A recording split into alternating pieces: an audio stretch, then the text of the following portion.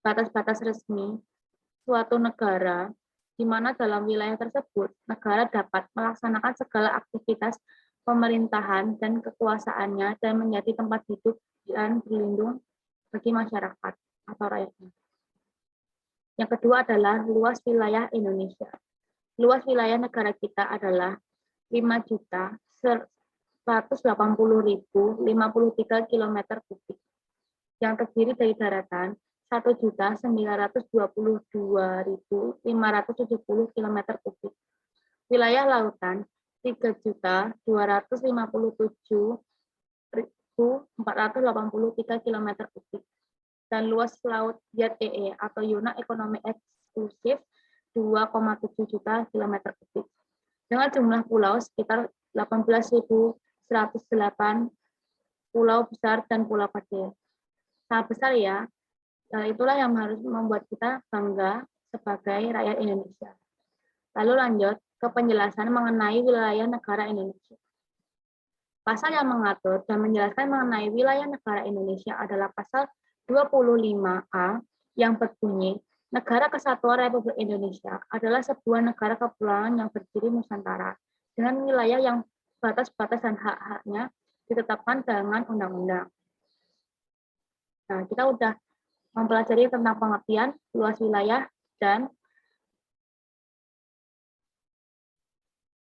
penjelasan yang mengatur tentang wilayah Indonesia.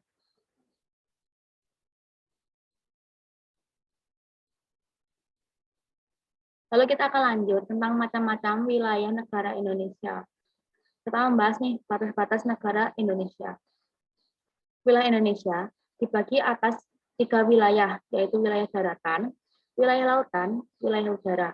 Ketiga wilayah tersebut akan dijabarkan sebagai berikut. 1. Wilayah daratan. Batas wilayah daratan suatu negara dapat mudah diberikan tanda serta lebih mudah ditentukan dibandingkan dengan batas wilayah lautan dan udara. Batas wilayahnya diberikan tanda berupa pos penjagaan, gapura pembatas tembok, pagar, atau tanda lainnya. Sedangkan penentuan wilayah dapat diselesaikan dengan sebuah perjanjian yang berisi mengenai kesepakatan pembagian perbatasan wilayah suatu negara yang disebut juga dengan traktat. Contohnya, traktat antara Republik Indonesia dengan Australia yang ditandatangani pada tanggal 12 Februari 1973 membahas tentang mengenai garis-garis batas yang menegaskan pembagian wilayah daratan dengan Papua Nugini. Lalu lanjut. Yang kedua adalah wilayah lautan. Perhitungan batas-batas perairan berbeda dengan perhitungan wilayah daratan nih. Ada 2 pandangan utama mengenai wilayah perairan, yaitu A. Res Nullius. Pandangan ini dikemukakan oleh John Sullivan tahun 1584. Ini memiliki anggapan bahwa laut dapat diambil dan dimiliki setiap negara berdasarkan letak wilayahnya. Pandangan ini dikemukakannya dalam bukunya berjudul Mercouson atau The Right and Dominion of the Sea. Yang kedua, B. Res Communis. Pandangan ini dikemukakan oleh seseorang berkebangsaan Belanda bernama Hugo de Groot yang menyatakan bahwa laut adalah perairan luas milik masyarakat dunia, sehingga keberadaannya tidak dapat dimiliki oleh masing-masing negara di dunia. Pandangan ini dikemukakan dalam bukunya, yaitu Mer Liberum tahun 1608. Berdasarkan Konferensi Hukum Laut Internasional 3 pada tahun 1982 yang diselenggarakan oleh United Nations Conference on the Law of the Sea atau UNCLOS di Jamaika, membahas tentang masalah wilayah perairan laut yang telah memperoleh dasar hukum yang kuat. Konferensi ini ditandatangani oleh 119 peserta dari 117 negara dan 2 organisasi kebangsaan dunia pada tanggal 10 Desember 1982. Sesuai dengan traktat multilateral, batas laut negara dapat dirincikan sebagai berikut. Yang pertama adalah batas laut teritorial. Menyatakan bahwa setiap negara mempunyai kedaulatan atas laut teritorial yang jaraknya 12 mil diukur dari garis pantai masing-masing negara. Yang kedua adalah batas zona bersebelahan atau batas zona bersangkutan. Ini ditarik sejauh 12 mil dari luas batas laut teritorial atau 24 mil yang ditarik dari garis pantai. Di dalam wilayah ini, negara dapat mengambil tindakan hukum untuk menghukum para pelanggar undang-undang, bea cukai, fiskal, imigrasi, dan ketertiban negara. Yang ketiga adalah batas zona ekonomi eksekutif, ZEE. ZEE merupakan garis batas perairan laut suatu negara yang paling luar. Batas zona ini ditarik 200 mil dari garis pantai. Pada batas kekuasaan ini, negara yang memiliki pantai bersangkutan atau berhak menggali kekayaan alam lautan serta melakukan kegiatan ekonomi tertentu. Namun, negara lain tidak boleh mengeksploitasi kekayaan dari negara yang bersangkutan. Yang terakhir adalah batas landas benua. Landas benua adalah wilayah lautan suatu negara yang lebih dari 200 mil atau lebih dari batas zona ekonomi eksekutif. Dalam wilayah ini, negara boleh mengeksploitasi dengan kewajiban membagi keuntungan dengan masyarakat internasional. Nah, gambarannya kira-kira seperti ini. Ini adalah laut teritorial, ini zona tambahan atau zona bersangkutan. Lalu ini adalah ZEE, dan ini adalah landas benua. Oke.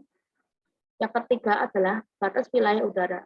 Wilayah udara merupakan daerah-daerah udara yang berada di atas daerah negara permukaan bumi, baik di atas wilayah perairan maupun di atas wilayah daratan. Sampai saat ini belum ada kesepakatan resmi di forum internasional mengenai kedaulatan wilayah negara di wilayah udara.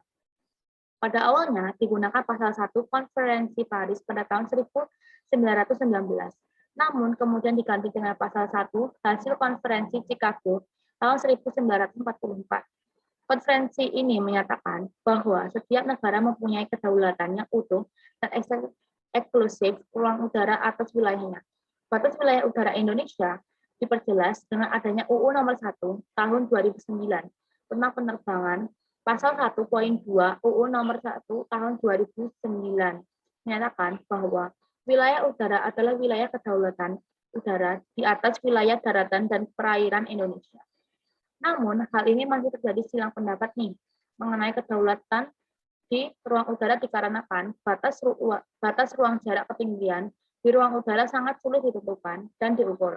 Negara Indonesia sendiri mengatur kedaulatan wilayah udaranya dengan menerapkan isi dari Undang-Undang Nomor 20 Tahun 1982 menyatakan bahwa wilayah kedaulatan dirgantara yang termasuk adalah orbit geostasioner adalah 35.761 km. Lalu lanjut adalah batas wilayah negara Indonesia. Batas wilayah negara Indonesia ada yang pertama adalah utara. Bagian utara berbatasan langsung dengan Malaysia, tepatnya di sebelah utara Pulau Kalimantan. Yang kedua adalah bagian barat, yaitu perairan negara India dan Samudra Hindia. Dua pulau yang menandai perbatasan Indonesia, India adalah Pulau Ronde di Aceh dan Pulau Nicobar di India. Yang ketiga adalah timur, yaitu Papua Nugini dan perairan Samudra Pasifik. Yang keempat adalah selatan, yaitu Timur Leste, perairan Australia, dan Samudra Hindia. Batas wilayah suatu negara sangat erat kaitannya dengan hal-hal berikut ini. 1. Pemanfaatan sumber daya alam suatu negara, baik wilayah daratan ataupun lautan. 2. Pemberian status kewarganegaraan bagi orang yang ada di dalam negara bersangkutan. Yang ketiga adalah pengaturan penyelenggaraan pemerintah suatu negara. Yang keempat adalah pertahanan dan keamanan negara dari segala ancaman dan gangguan kedaulatan negara. Batas negara sering sekali menjadi konflik, tapi pemerintah sudah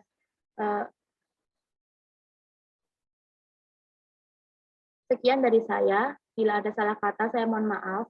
Billahi taufiq wal hidayah. Wassalamualaikum warahmatullahi wabarakatuh. Terima kasih.